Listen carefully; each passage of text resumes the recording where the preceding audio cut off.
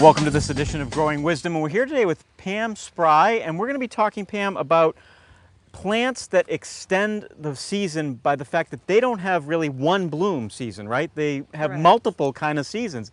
How about we start with this guy right here? Okay. So what do we got? We got a buddleia.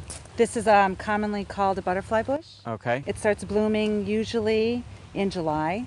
It sets off these nice little flower heads. Yes. After the flower has turned brown, Yep. it's spent, you trim that off right here and you allow these new buds to form a new flower. This has a great scent, and too. they have a wonderful fragrance and they attract the butterflies.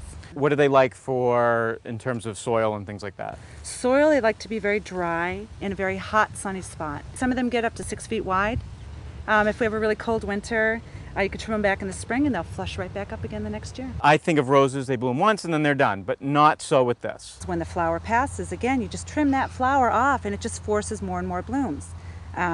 If you have the plant growing a little too wide, just trim it in, keep it nice and tight. And how long will this bloom for? Right till frost? Right till frost. The next plant we've got here, hydrangea. This is sort of a pinky purple one.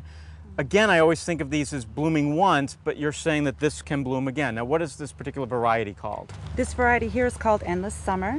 It blooms on old and new wood.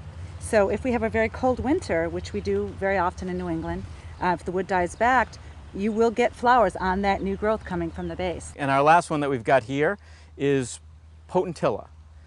At full sun. Full sun, very dry soil, sandy soil. If it's in good, well-drained soil, it will bloom all summer long for you. Now, could I put the potentilla with the butterfly bush, like at the base of it, and let the butterfly bush go behind it? Absolutely, that's a great compliment. They're perfect together. Because you'd have the purple and the yellow, which look really nice together. Right, and the fact that they both love the same soil. Oh, great.